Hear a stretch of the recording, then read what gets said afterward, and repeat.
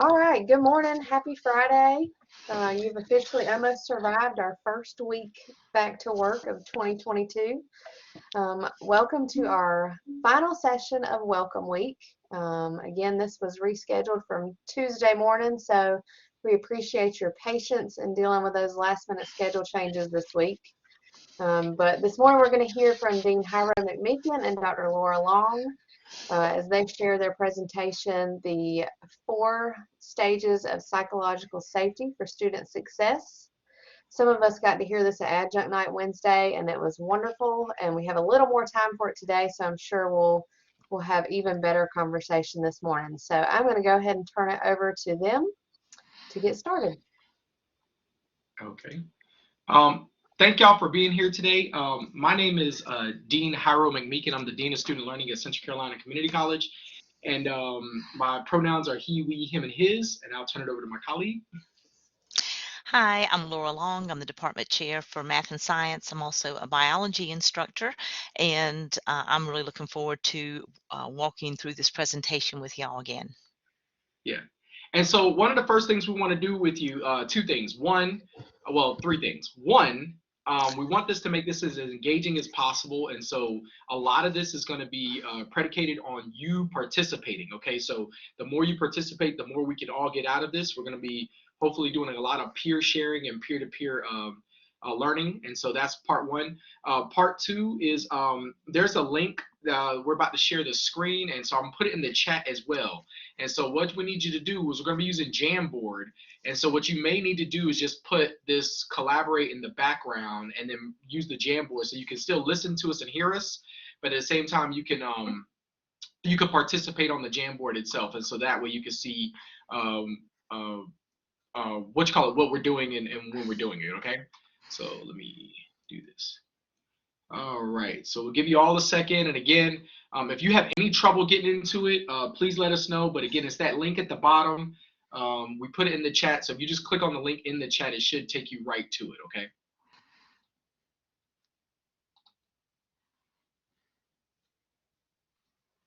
Okay, and so we'll jump into it since that's in there. All right.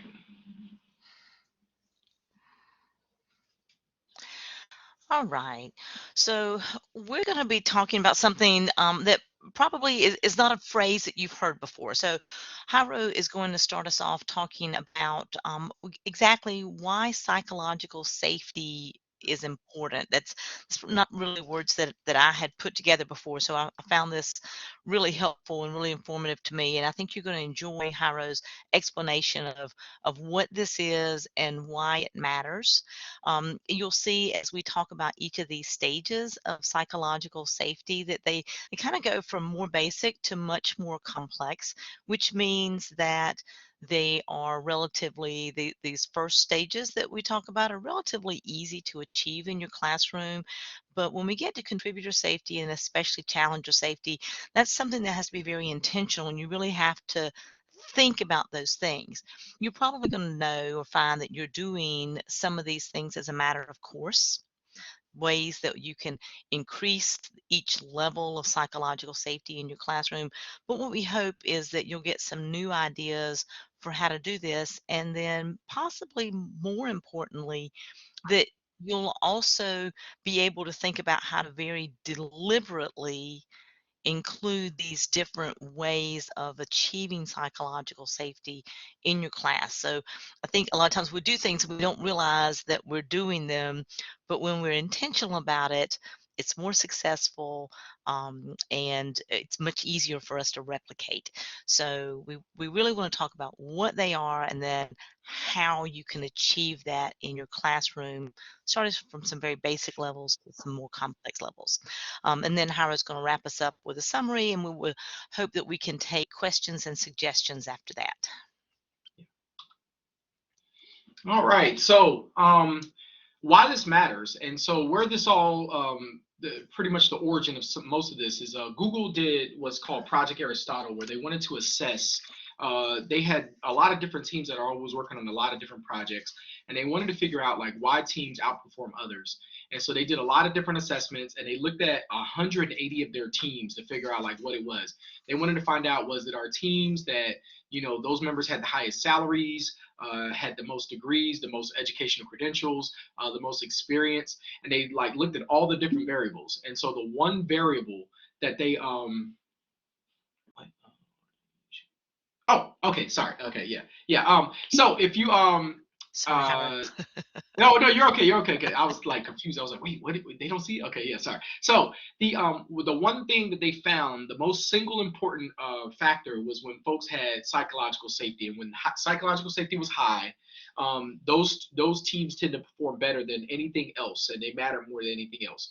So once they figured that out, they were like, well, now we need to replicate across our organization and the rest of our teams this concept of psychological safety.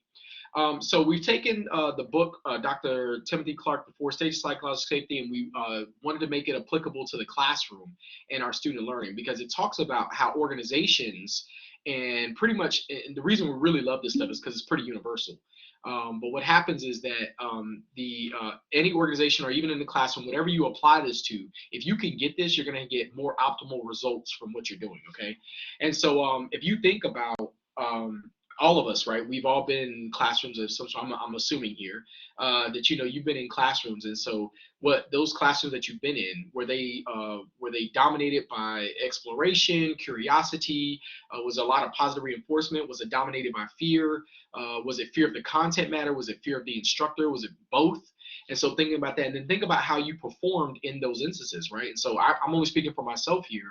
I know, like, when I'm in an environment and I feel like I can be myself, you're going to get more out of me. Whereas if I don't feel like I might get berated for something that I should know or don't know and things like that, then I tend to be more quiet and reserved, right?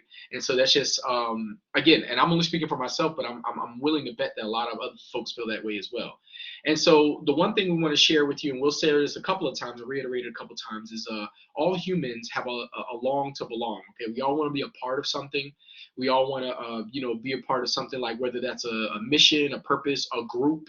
We're social creatures, and so that's what we tend to look for. So again, when psychological safety is high, people take on more ownership. They're more willing to take risk. They're more willing to go beyond what is being asked of them. And so that's what happens. When it's low, people shut down. They self-censor. They avoid any conflicts, things like that. And so they more so worry about how they're going to survive versus like what they could do. And there's a huge difference. So how does this apply to the classroom? So when we have students coming in, our best students are probably the ones that have that high level of, they feel like this is a high level of psychological safety for me. And for those that aren't performing, maybe it's too low. And so what can we do in the classroom as instructors or even staff members? What can we do for students to help them feel like they belong there and we want them to succeed? So the 4 needs of psychological safety, the first one is we all want to be included. And so think about how, what are some things that you do to make students feel included, whether that's inside the classroom, outside the classroom. What are the things that you make them feel like, I want you to be here, not because of what you represent, but because of who you are. Okay, so it's one thing for me to say like, oh, I want Laura to be a part of this because she's a science instructor. No, I want Laura to be a part of this because she's brilliant and, I really respect her as an individual, right? And so there's a huge difference in that. And when I can get her to feel that, I'm gonna get more out of her, right? So that's just an example of that. So we need to be able to do that for our students. The second one is allowing people to learn, okay? So people want to come in, they want to know things, how to do things better and things of that nature. So people want to learn, but we got to give them the space and reinforce that we expect them to make mistakes and that we want them, that's part of the learning process. And if we're not doing that for them, it may take away from what they're doing. The third thing is not only allowing them to learn, but then allowing them to contribute. So it's one thing if I'm allowing you to, like, I want you in a space, I want to bring you in and I want you to learn and make mistakes and stuff. But then I also want you to share what you are learning, so that way we can make things better. And so, I can learn on my own and things of that nature, but that contribution is that next level where it allows me to say like, oh, what I have to say matters, or you care about what I have to say, because it's going to allow me to give back. And last but not least is that challenger safety. So all students want to be able to, if they're whatever space they're in, they want to be, if they can get to that highest level where it's like, if something doesn't look right, or maybe something's not being taught a certain way, is there a way for me to challenge that? And do I have the space to do that? And all of us have felt when we wanted to say something and we weren't able to, right? So it's just, how do we get to that level in the classroom though for our students, and not only for our students, for our colleagues as well, right? So if I'm in the same discipline as one of my colleagues, do I create the space for them to share something, and maybe like, hey, maybe we're not teaching this subject right, or maybe we should use this text and things like that. Do I give them the space to do that, and do they give me the same? So those are the things that we need to have psychological safety. And so let's start getting into them. So this first one is inclusion safety, right? And so inclusion safety is, again, I want you in this space because of who you are, not what you represent. And that means I need to get to know you. And how do you do that? You got to build relationships as much as possible. That's not always possible, but we still got to try. And we still got to try to do the best that we can. We can't just sit there and say, like, oh, I got too many students, I can't know all of them. Yeah, try to get to know as many as you can, though. And then not only that, what are some ways that we can encourage students to build relationships with each other? So maybe it's not only you, but they have some relationship with somebody else in that classroom, or a relationship with their advisor. However, whoever they need to have a relationship with, how can we do that? And so here's some a couple of different just pictures just to think about, how inclusion safety works. And so, most kids, until they learn otherwise, they'll play with anybody, right? And so they don't know that they're supposed to exclude people. And so all of us in our own different lived experience, some of us had different than others, where some have been more inclusive, some have been more exclusive, sometimes by chance, sometimes on purpose, whatever that is. But we have to take it upon ourselves, if we are in that classroom and we are the stewards of our education, and we're trying to help somebody understand more of our discipline or our subject, what can we do to make sure that somebody feels included? And so that's what we need to think about. This picture on the way on the right with Benjamin Franklin, a lot of times people are guilty of judging people by, how much they're worth and not their worthiness. And so we have to keep that in mind as well. Sometimes the way somebody presents themselves, we may make judgments, things like that. So, trying to get away from that as well, and really understanding that we all have biases, we all have prejudice, but how do we limit those to make sure that whoever we're working with feels included in that space? And last but not least is just understanding that diversity is natural. That's part of, we're all different in so many different ways. Some are physically apparent, some are not, but we all have our own stories and our own lived experiences. But inclusion is a choice, and so we have to make that conscious effort to want to include people into our space, whatever it is that you're learning, right? And so that's what we need to think about. So again, if we really want to create inclusive safety, how do we do that?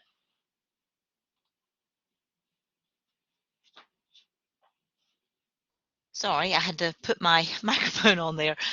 So we want to think about how you currently create inclusion safety in the classroom. And this is a chance for you to share the ways that you do that with your colleagues, and for us to brainstorm more ways that we can create inclusion safety in the classroom. So if you are in the Jamboard, and I see that some of you are and some are not, so that link for the Jamboard is still in the chat. If you can't bring up the Jamboard, you can put your suggestions in the chat box and I'll transfer them over for you. But what we would like for you to do is go to the sticky note. Jairo, since you're presenting, if you can hover over the sticky note there, go to the sticky note, and when you click that, that'll put a sticky note up in the presentation, and we would like for you to add your suggestions. So one way that that I want to really work on increasing inclusion safety in my classroom is I want to represent more gender, I'm sorry, I can't type and talk at the same time, gender and ethnic diversity in anatomy. When I teach my A&P class, I want to be able to do that. So I type that on the sticky note, I click save, and it's going to show up on the sticky note there. And so I know that many of you are really good at creating inclusion safety in the classroom. So if you can navigate over to that slide or put it in the Collaborate chat box, we'll post lots of suggestions for our colleagues about ways that you can help create inclusion safety in your classroom.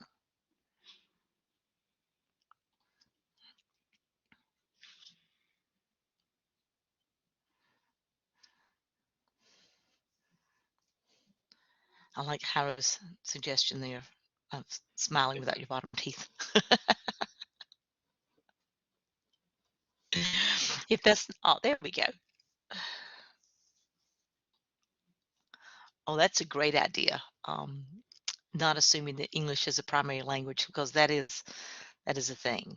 Um, Name pronunciation, absolutely. Um, oh, I like that. Asking Hispanic students to translate phrases. I really like that.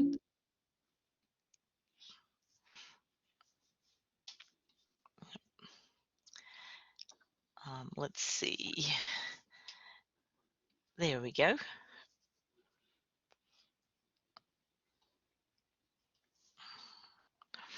Okay. I've got to make my screen a little bigger so I can see these a little bit better. Old eyes. Seasoned. So the questions on the index cards where you ask about your students and connect with them, I think that is a terrific idea. That's one I want to add to this semester. So one of the other questions that we had in the adjunct night presentation is, hey, these things are all great, well and good, but how do you do this online? Because it's very different to connect with your students online, or can be, and some of the things can be very similar, like this idea of asking your students to tell you something about themselves. That's a terrific thing that we can also use online, right? What are some other ways that you could create inclusion safety online where your students feel heard?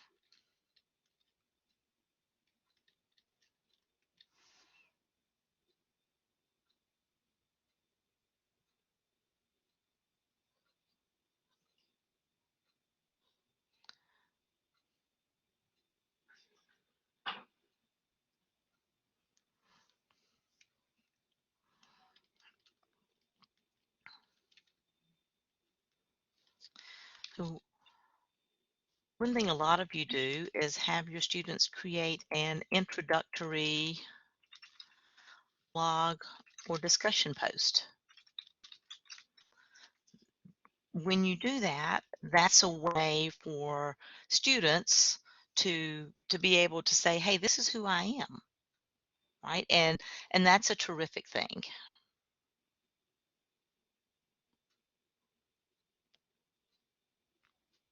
Yes, and y'all doing a great job getting this stuff in here. And again, the last thing we forgot to share as well is that you will have access to this afterwards, and we hope that you can use this as a resource going forward. That you'll be able to come back to this Jamboard anytime if you need some ideas. Come back and look at things that were said. If you come up with some other ideas, feel free to add at any time. So it serves as like a repository of sorts for any of these ideas that how do we create these safeties. So really appreciate y'all adding and sharing again, because I personally believe that's where the best learning happens, right? Is when we can share with each other.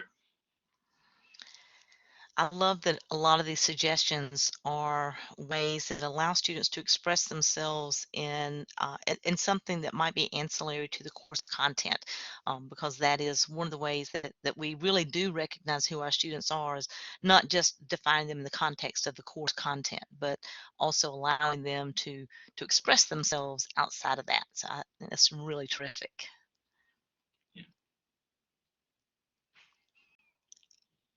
Lowering the formality bar, these are terrific.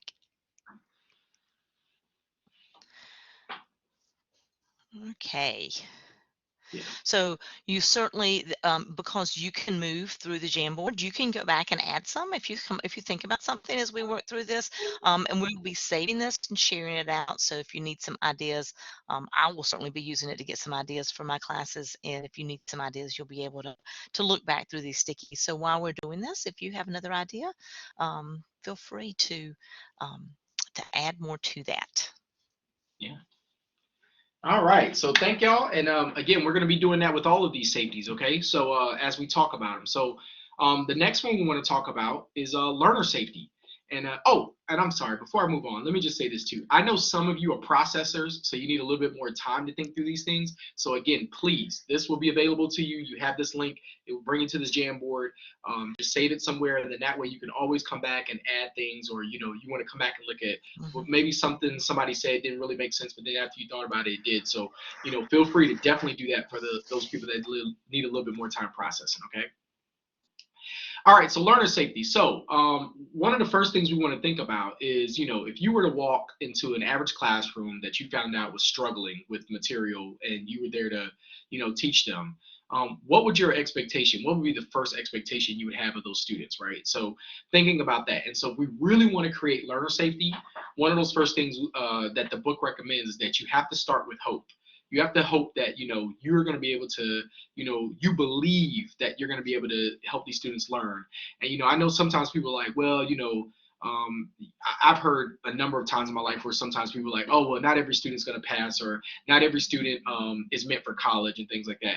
And, that gets a little bit under my skin, because I really believe that, if the right environment is there, then anybody can pretty much learn. Now, it doesn't mean that everybody's going to, but I think we at least have to assume that, they can.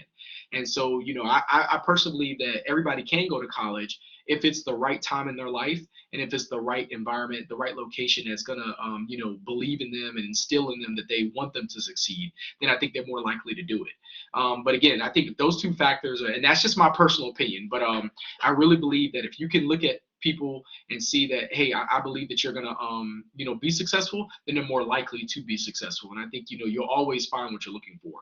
So with that being said, with the learner safety, is again just thinking about that. The other thing I want you to think about is that if any of you have ever had an instructor, a teacher, a faculty member when you were growing up, or going through college, or your graduate school, whatever. Have you ever had somebody that believed in you more than you believed in yourself, and what that did to your effort? Like, I want you to think about that. So have you ever had somebody that, like, I really don't know this subject like that, but they seem to think I do. So how did that make you perform? Did you perform more? Did you do worse? Did that matter at all? I want you to just think about that, because again, one of my favorite quotes in life is, be the person you needed when you were younger. And so with that being said, we need to be that for students, because sometimes students don't believe in themselves until they have somebody else do it for them. And maybe we can be that person and say, like, hey, I believe you could do this, not just because you're here, but because of who you are and what I've learned about you. And I want you to be in my space, and you're here for a reason. And I want to make sure that I do everything in my power to make sure that we can get you ahead. You still got to do the work, but I want to still help you get there, right? And so with that being said, here's some different questions, and we're not going to read all of them, but I mean, we're not going to go through all of them. But again, thinking about when you were able to perform well in a class. So if you think about the classes that you made, you had your best performance or your highest grades in. Was there like, did you feel invited into that space? Did you feel like you were able to like learn and make mistakes and get things wrong without being ridiculed or ostracized? And if you did, more than likely, that's what motivated you to do better. And so, you ask yourself these type of questions, will I look stupid? Can I be myself? Will people laugh? Will they ignore me? And so think about, you may not feel that way, but do your students feel this way? And how do you know that? So you can't just assume that students come in thinking like, oh, I'm gonna be able to do this or whatever like that and things. No, some students may not be participating because they feel this. And so how can you create an environment? And you have to be explicit about saying these things like, listen, this is what we're not going to do in this class. We're going to, and sometimes people say like, oh, we just need to be respectful. No, you need a little bit more than that. Okay. So, because respect can mean different things to different people. So, we're going to say like, hey, if somebody makes a mistake, we're going to applaud them for it. Then we're going to try to help them understand like how we can get better at this. Right. And so again, when we can create that learning environment, people are more likely to learn. And so think about that number 2 down there. How many students do you know who flourish academically while they suffer emotionally? And if you're not able to answer these questions and say like I don't feel this or it's limited, then you may be suffering emotionally. You're not going to do as well. So, and there's all kinds of different research that we can talk about that leads to this. And so with that being said, let's talk about this again. What are some things that you could do? So there's a lot of different ways, right, that we can create learner safety in the classroom, and just like before, we want you to use the sticky notes to give us some of your ideas, and I'll lead with one of my things that I think is really important. Students are often afraid to fail, and they care about their grades. So addressing both of those at the same time is really, really difficult. So if you can do things like offer low stakes assignments that allow them to get used to not knowing everything before it becomes a high stakes, say, test type of assignment. If you have a low stakes assignments with feedback, this helps our students learn how to learn how to not know everything and figure out what they do need to know. So that one, I think, that's one of my biggies. Low stakes assignments with feedback. And I think that works for online and in class. What are some other ways that you help your students do that? That was a great.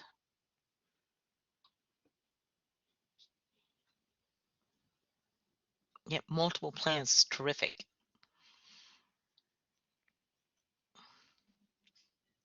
Whoever wrote that about the multiple plans, I learned a long time ago the PACE process, and it says that PACE is just an acronym for primary, alternative, contingency, and emergency. And it said that if you got any big things coming up, if you can come up with a PACE to address all 4 of those, like what would you do if your primary plan doesn't work, you have an alternate, if you have a contingency if that doesn't work, and then an emergency, and that would help. So that was something I learned a long time ago. It's always stuck with me.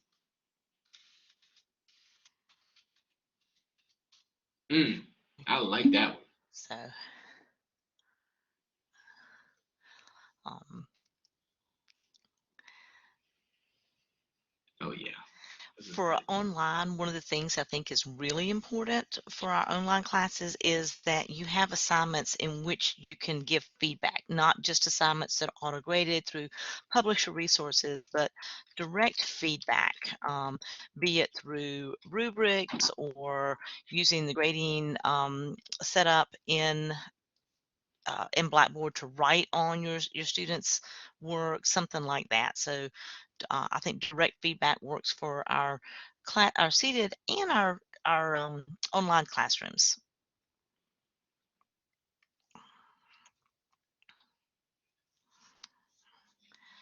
Another one I'm going to share with you that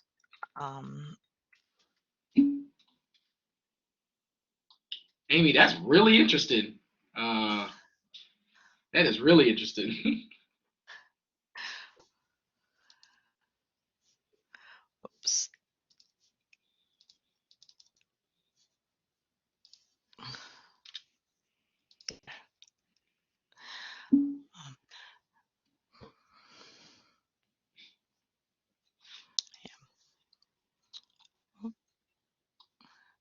Mine went away. Oh, no, it didn't. It came back. Okay. Students are often afraid to ask questions because they're afraid to look dumb. Welcome questions in your classroom. Yeah, that one about the sharing the lowest grade they ever received. Ooh, yee. But it does let your students know that you're human too, and it helps them see that learning process as something that can be achieved.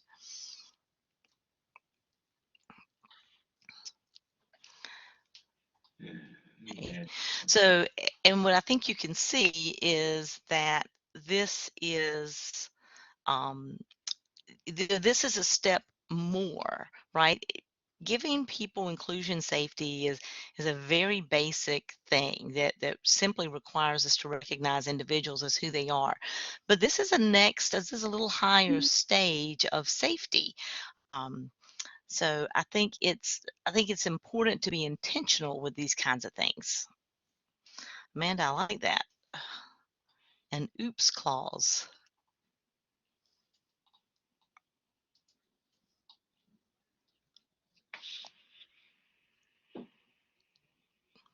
And I Laura, to just go love back that to I your point. Oh, mhm, yeah, oh, yeah, now I was go just ahead, gonna, Hiro. yeah, I just want to fortify the point that you made as far as like welcome questions, right? Because I read something a while back that said, even changing your phrasing from, does anybody have any questions to what questions do you have is more Mhm. inviting. So, just saying something, again, just changing that phrase up a little bit is more likely to get people to respond. And then not moving on until they have, questions or, have something to contribute.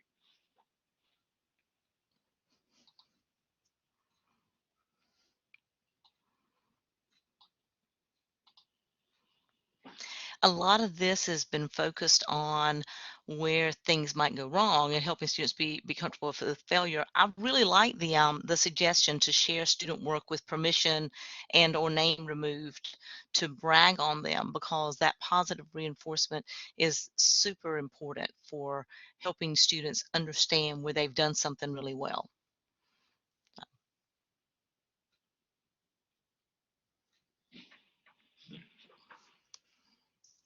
And that one I think also crosses into the next phase that Hiro is going to talk about in just a minute. Yeah. So again, come back here if you need more time to think through some things you want to add. Feel free to come back and look at these. Next, we're going to move on to contributor safety. And so, as Dr. Long has already aforementioned, as far as those first two, inclusive safety is a little bit easier to do. We can make people feel they are included in our space as we get to know them. And again, that takes relationship building, right? The second one is allowing you to feel like you can make mistakes, and so that way you can learn, right?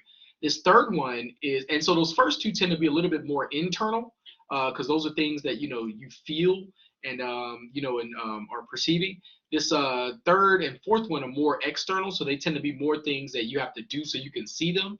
And so contributor safety, um, thinking about like, it's one thing to bring you into the space and have you learning. It's another thing to accept what you're learning. And so accept to say like, hey, this is how I see these things. And so are you allowed to do that? And so all of us have been in situations where you didn't feel that. You didn't feel like you could share what you knew, or maybe it didn't matter, or, people weren't going to take it seriously or things like that.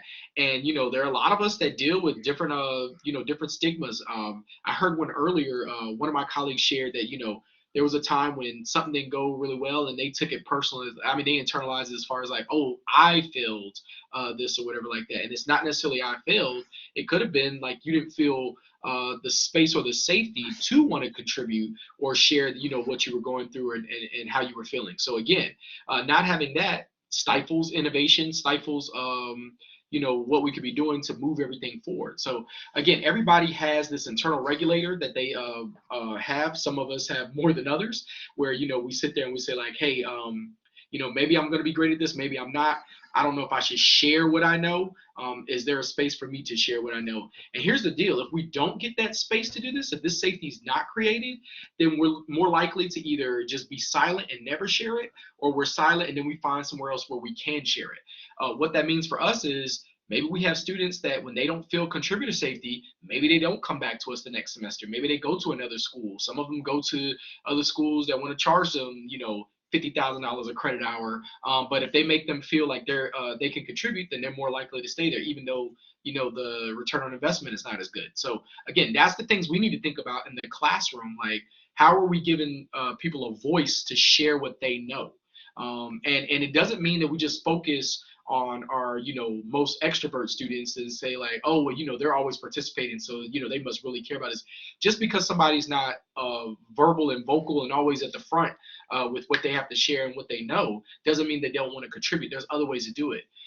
At Adjunct Night, I shared an example that I can share openly, that I had to eat a lot of crow. I was teaching a class and I was teaching a concept, and the student was writing down, well, they were drawing. And they were sitting in the front row, but they were drawing a picture and stuff like that. And I'm sitting there like, and so this was like early as just started teaching, and I took offense to it. My ego got in the way. I was sitting there like, now I'm over here trying to help the student learn all these different concepts, and I know they can be a little bit complex, and they decided to just sit there and draw. I said, how dare they? And so I took it a little bit of offense. And so I like called them out. I was like, hey, like, I mean, not in front of the whole class, but I went to them and I said, like, okay, like, you may not be interested in this, but you ain't got to be sitting there drawing in front of me, okay? I said, that's a little disrespectful. And they were like, no, this is how I take notes. I was like, no, it's not. And then I was like, like, tell me what I said then. And when I tell you, they told me everything that I said, and they were like, yeah, but I draw pictures because it helps me remember better than, just writing out words. And I said, then I was like, oh my God, I was all the way wrong. And so again, at that time, I probably didn't create a contributor safety where they could share how they took notes and things like that. And who knows how that really impacted. Now they did pass my class, but maybe they could have done a lot better had I not like approached them that way, right? So again, those are the type of things that we have to check ourselves. And how do we create this contributor safety for everybody to learn the best way they can learn, and then want to share that as well? So those are the type of things we need to think about.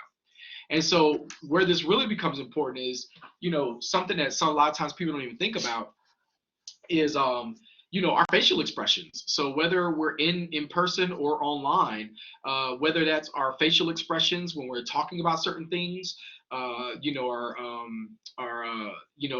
when we emphasize certain things, our tone when it changes, the volume of what we speak about things, they're going to go up and down. And so there's some things we care about more than others.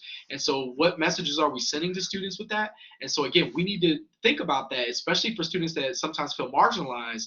You have people like, oh, I treat all students the same, but that's actually the wrong way to go. You don't want to treat every student the same. You want to treat them, equitably, and treat students what they need and make them feel like, hey, I belong here and I'm supposed to be able to give back to you. And so sometimes we need to think about our facial expressions, because you may not say something, but your face does. And so you just want to think about that as much as you can help that. You want to try to like be mindful of what you look like when you're saying certain things, when you're teaching certain things, when you're helping people, when you're helping certain people. Those are the type of things we need to think about. So again, it's so important to get students to feel included, allow them to learn, but then also encourage them to share with us, because that's where a lot of the best learning comes from.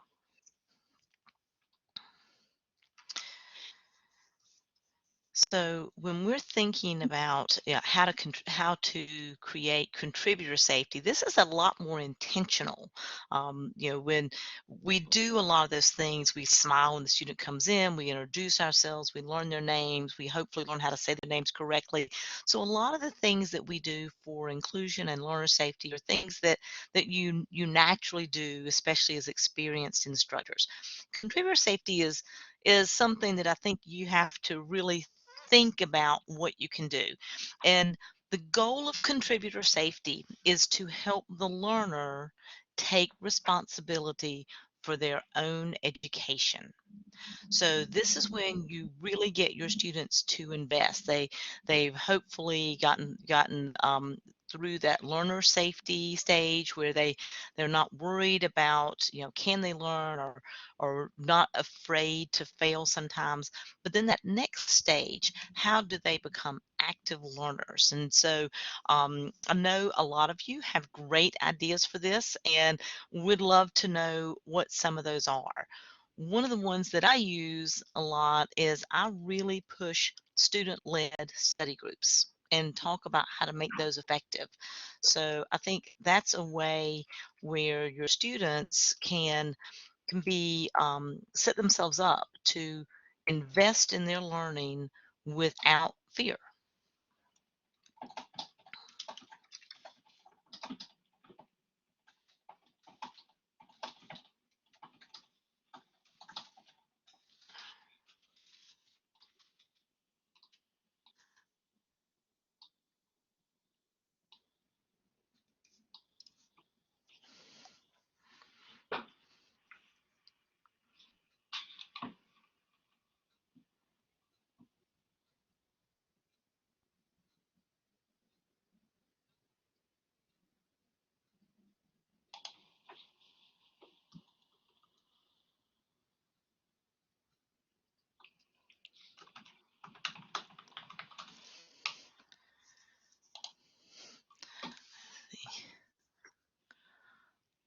Well, I like the expert topics. That's great.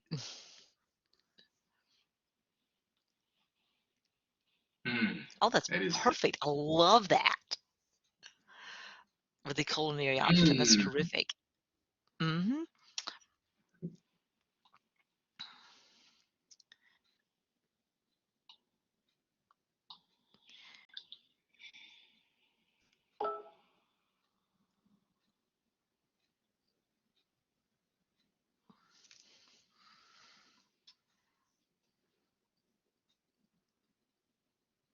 I really like this idea with this culinary where they get to create their own menu, and I'm trying to figure out like what would that look like in other classes where they could create something of their own and then have other people help them make that.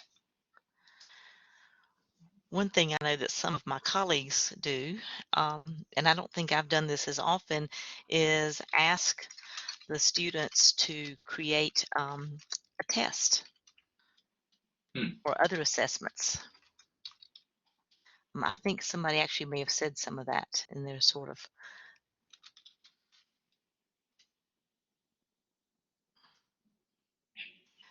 So where they might do it as a study technique, or they might do it and the instructor uses some of the questions that they've come up with on different kinds of assessments. Yeah, and then somebody Oh, put thank them for submitting an assignment no matter what. That is amazing. I read that somewhere else as well, because I think sometimes it said that a lot of instructors in higher ed they have this perception that every student is there to learn and is burning to learn their topic, right, or whatever subject matter they're trying to learn. But it was like for some students, like just coming to like 80% of their classes was a significant improvement of what they've done in the past. And maybe turning in part of an assignment is better than never turning an assignment, right? So I think again, mhm. using that asset approach where it's like, well, look, you know, it's better than not turning anything, right? So at least you turned in something, and so just thinking about that. But I think that's as much as possible, we can reinforce what we are getting versus what we're not getting in using an asset versus a deficit approach. Um, Tina, I'm copying your suggestion over onto the Jamboard. I like that. Review, helping them take responsibility for the review. Um,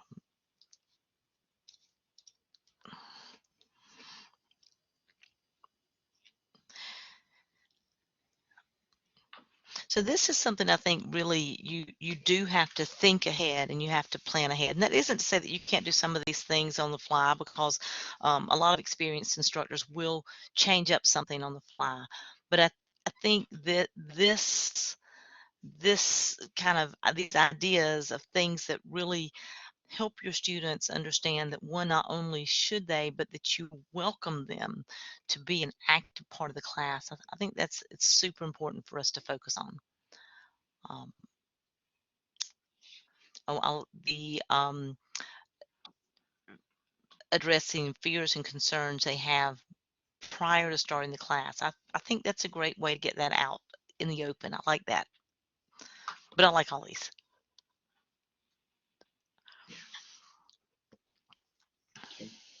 And again, as you go through, feel free to come back and add some more as you think through these things. And so, for the sake of time, we'll keep going and talk about the last safety, which is challenger safety. And so, I think we have all, at some point in our life, and some more than others, have had times where we felt something was right, but we didn't really say anything about it. We didn't. And it was because the fear of, you'll let me contribute, but if I go against the status quo, then you're going to have a problem with me. And then what happens when you have that problem with me, right? And so, there's another quote that says, every organization, every situation is only as good as the worst behavior that the leader is willing to tolerate. So in the classroom, if you think about, what's the worst behavior you're willing to tolerate, and figuring out what that is, and then how do you encourage folks to challenge you without it being contentious, right? So how do we encourage students to say like, hey, if something doesn't look right, or maybe something's not right about what you think is being taught, then how can you share that with me so that way we can make it better? Because that's where innovation like truly really happens, is when we sit there and we say like, well, maybe this could be better, maybe we could do this.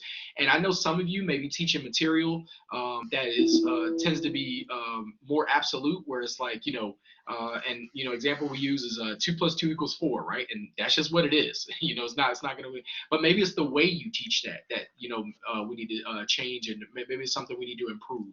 And then how do we get students to, if they see something like that, maybe they're like, okay, I'm teaching you how to do it this way, but if there's a better way to do it, or maybe there's just a different way to do it that may help somebody else, do you feel comfortable telling me that, right? And so again, and that's like the epitome, the apex of a relationship, right? Is when I'm able to share what I don't like without it fear of you like retribution or retaliation in any sort, right? Like I can share, my if I feel like something could be better, how can I share it with you and know that our relationship is still going to be intact? And so a lot of times, especially with the power dynamic between an instructor and faculty member and a student, that's not there. So how can we create that? Because I think if you can create that, you're going to get a lot more out of students. And when we don't create that, you tend to get a lot more of this where, I'm there, but you're not going to get all of me. I'm going to have to hide because I'm not sure how you're going to react to something I may share, right? And if you think about the relationship you may have with your supervisor or a past supervisor, or somebody else that had some level of authority above you, and you didn't feel comfortable enough to share, how you were feeling, and because you thought something could be better, you tend to hide. And I mean that's a natural human. We all have self-preservation of some sort.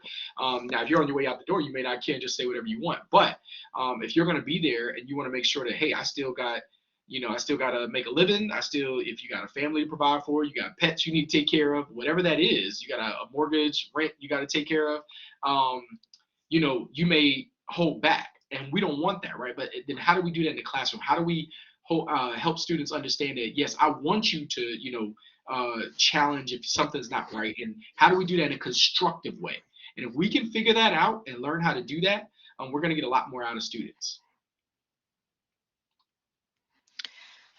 So one of the things I want to remind you about is all of these meeting these different levels of psychological safety is all about building relationships. And we know that the stronger our relationships are with our students, that the better our classes are and the more learning is going to happen.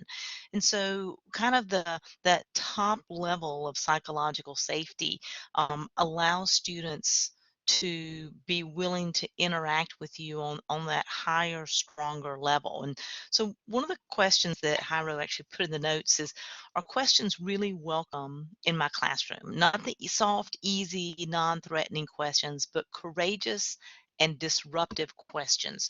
Can your students truly ask you anything about your classroom? And I think that's a really important thing to think about, and a hard place to get. So challenger safety has to be incredibly intentional, and it has to be relationship driven. So what are some ways that you might create challenger safety in your seated classroom, and possibly even more difficult online?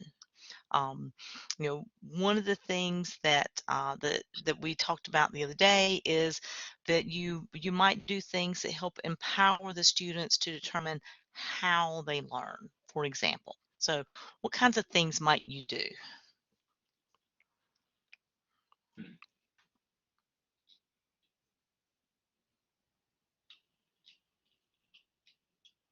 hmm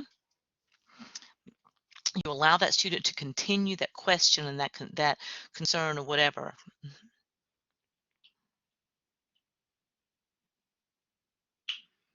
Mm.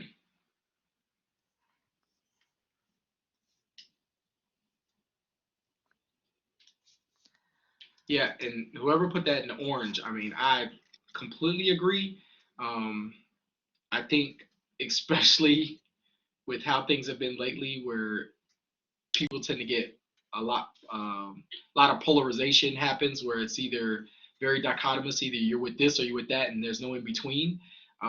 Helping people understand that there's always an in between, like you're not just one thing. Helping people understand that we're internally pluralistic, so we all have like different experiences and different ideas, and just helping them understand that. And so hopefully they understand it even with what you're teaching, right? So it's like it's just not just one way to do things, and one of the best examples I always use with that is, 5 + 4 = 9, but so does 6 + 3. Doesn't mean neither one of those is wrong, right? So just helping people understand that. And I'm putting yours in the notes right now.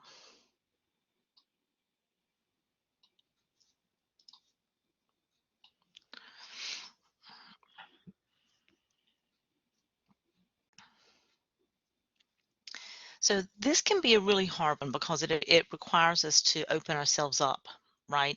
And to be um, willing to be wrong or to have someone disagree with us on a level that can feel difficult or can feel threatening.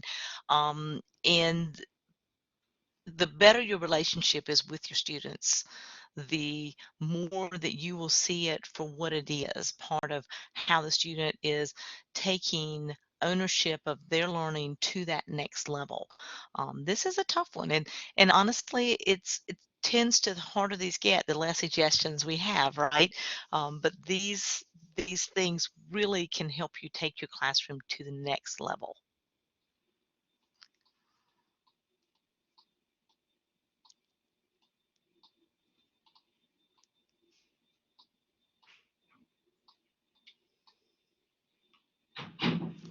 Mhm. Yeah, I really like that. Acknowledge that change happens and encourage students to think about that.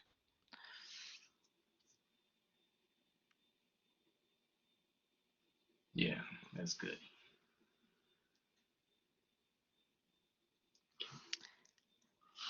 Another suggestion that was in this Hmm. book that Hiro is going to show you is going to the student, not having the student come to you. You go to the student where you reduce that status gap, and so that you don't rely upon a having to be the teacher and learner. And when you reduce that status gap, it shows your students that you are both the learner and you're both of you are the teacher. Um, I thought that was a really neat suggestion, and that I took out of that book. Yeah.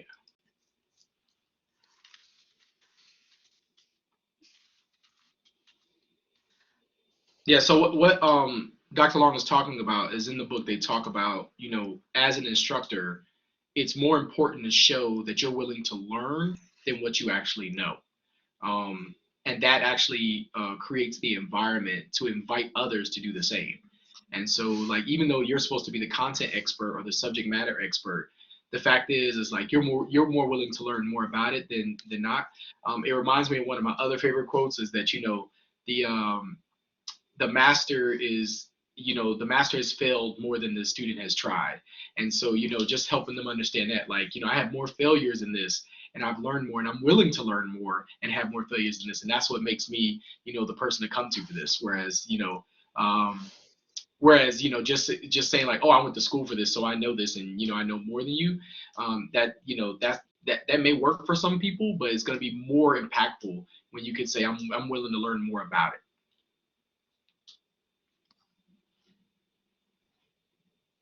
And so, yes, thank y'all for doing this. And so, just for sake of time, because we want to get you out of here on time, we'll move on just to the summary. And so, again, psychological safety.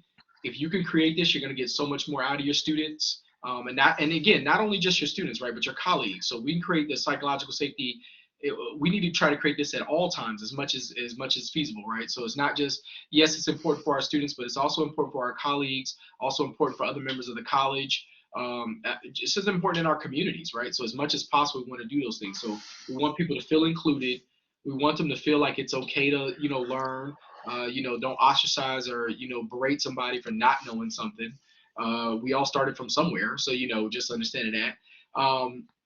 Willing to get their feedback, understanding that we all have value, that we all can add something to a conversation or whatever we're addressing. So understanding that and encouraging that. And then last but not least is, building people up and having, a strong enough relationship with them where they feel like they can, challenge something if it could be better. Now, we're not talking about, the jerks in the world that just want to challenge just to be difficult. We're talking about the people that are looking for ways to make things better.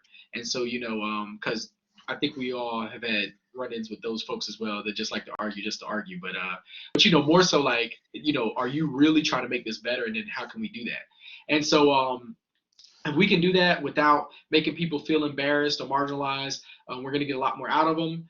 Again, we all long to belong. And last but not least, the reason this is so important and the reason that Dr. Long keeps talking about those relationships because it's so important and so critical is because Harvard does a study. They've been doing a longitudinal study for the last 75 years where they measure people over their lifetimes and they ask them, a bunch of different questions.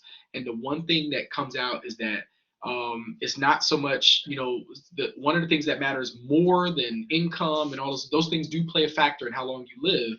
But one of the things that matters more than even that, when everything is equal in that same category, is good relationships. Those tend to make us live longer and happier lives that we can actually share. And so how can we do that for our students? How can we make sure that they're, feel the level of psychological safety, and then hopefully it carries on outside of the classroom? But how can we do that? And so when we can build those good relationships with them, and doing some of these things that you all have mentioned, we're going to get a lot more out of them, and it's going to be, it's going to make for a healthier community. So that's what we hope to see. So with that being said, this is these are two resources that a lot of this was heavily taken from. And so that first book, and then of course some of the stuff with Dweck's Mindset. There's our contact information. If you ever want to talk about any of this stuff with either one of us, please send us an email, stop us in the hallway, whatever it is. We'd love to talk to, about this type of stuff. Because again, we're still learning. I said at the beginning, we're not experts. Mhm. We're still learning a lot of this stuff as well. And some of you already may know more than what we just shared already. But we are open to wanting to learn more. So hopefully you can create the safeties for us to want to learn from you. And so that's what we're looking for. All right. So we'll leave it open for questions, suggestions for anybody that wants to, ask anything or share anything else.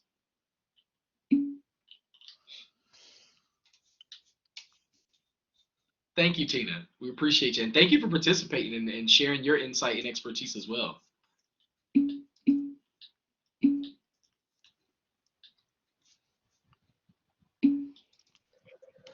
While people may be thinking of some other information or questions to add, I really like that we rescheduled this for Friday, because it's a great follow-up with additional ideas from what we talked about in the keynote yesterday afternoon with building relationships. So thank you both for sharing this. And we'll hang out for a few more minutes if there's any additional questions or information anyone wants to share. And I just want to say thank you also. I love learning from my colleagues, and y'all have given me a lot to think about, and I hope we've given each other a lot to think about, and some encouragement in how we do these things.